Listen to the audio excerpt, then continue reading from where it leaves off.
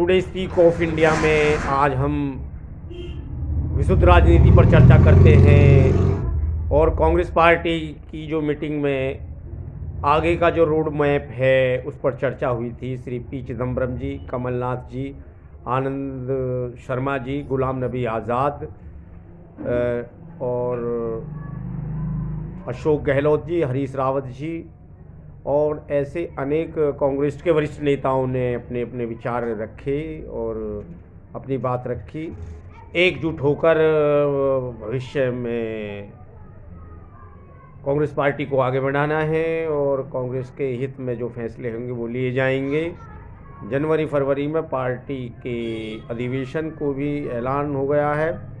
इसमें आने वाले जो हमारे अध्यक्ष होंगे वो अपनी जिम्मेवारी बखूबी निभाएंगे। वो कह चुके हैं राहुल गांधी जी कि मैं कांग्रेस की हर जिम्मेदारी लेने के लिए तैयार हूं।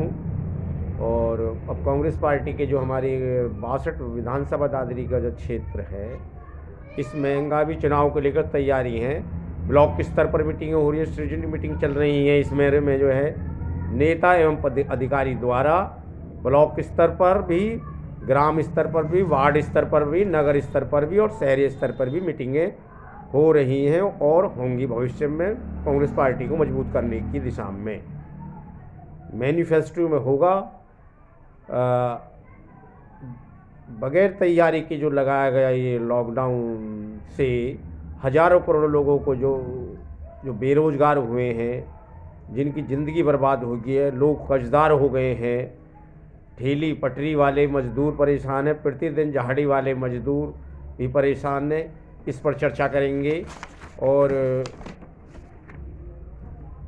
ने तो इस लॉकडाउन में मकान मालिकों ने किराए माफ़ किए, कुछ को छोड़कर बाकी सबने किराए लिए हैं और लोग कर्जदार हो गए हैं। लॉकडाउन में न तो किसी ने ब्याज माफ़ किया और न ही किसी ने मूल माफ़ किया, चाहे वो कोई सा भी डिपार्टमेंट हो, प्राइवेट सेक्टर हो या सरकारी सेक्टर हो। किसी की EMI बैंक की किस्त है वो भी लगातार चल रही है।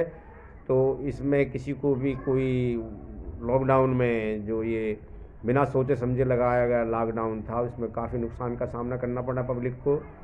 और परिणाम ये हो रहे हैं कि मध्यम वर्ग तो गरीब होता जा रहा है और गरीब वर्ग तो ख़त्म होने की स्थिति में होता जा रहा है।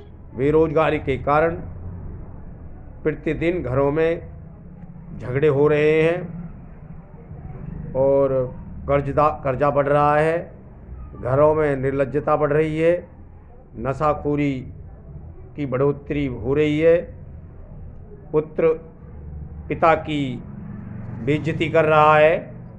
और मुझे वो दिलीप कुमार का वो गाना आज याद आता है, वो आता है, हे जीरे रामचंद्र कह गए सिया से, ऐसा कल युग आएगा, हंस चुगेगा दाना, कौवा मोती खाएगा। धर्म भी होगा, कर्म भी होगा, परंतु शर्म न होगी। बात बात में माता पिता को बेटा आंख दिखाएगा। राजा और प्रजा में होगी निस दिन होगी खींचातानी। और कदम कदम पर दोनों करेंगे अपनी अपनी मनमानी। जिसके हाथ में होगी लाठी भैंस वही ले जाएगा। मंदिर सूना सूना होगा, भरी रहेंगी मधुशालाएं। तो वर्तमान में ये स्थिति चल रही है, बिल्कुल सही है ये समय का ये गाना। और हालात जो है वो धीरे धीरे जो लोग परेशानी की स्थिति में पहुंच रहे हैं और लोग आए दिन क्राइम के रास्ते पर जा रहे हैं। और उसके बाद में लोग अपने दुखी होकर बहुत से लोग अपनी आत्महत्या भी कर रहे हैं। और जो अन्नदाता हैं उनके हालात तो किसी से छुपे नहीं हैं, वो तो पूरे देश में क्या हालत में पैदा हो रहे हैं। और अन्नदाताओं की बात यह है कि कल पश्चिम बंगाल में हमारे जो BJP के वो हैं अमित शाह जी, वो एक किसान के यहाँ खाना खा रहे थे, वो तो अच्छी बात है। लेकिन उनके स्टेट में ममता दीदी के स्टेट में वो इस तरह से घुसपैठ कर रहे हैं जैसे कि मानो कि पश्चिम बंगाल ही है पूरे देश के अंदर जो है, वहाँ पर वो लगातार प्रयास कर रहे हैं टीएमसी को वहाँ से हटाना है और वहाँ पर बीजेपी की जड़ मजबूत करने की वो जैसी भी उनकी कोशिश होगी किसी तरह साम दाम दंड भेद की नीति अपना रहे हैं।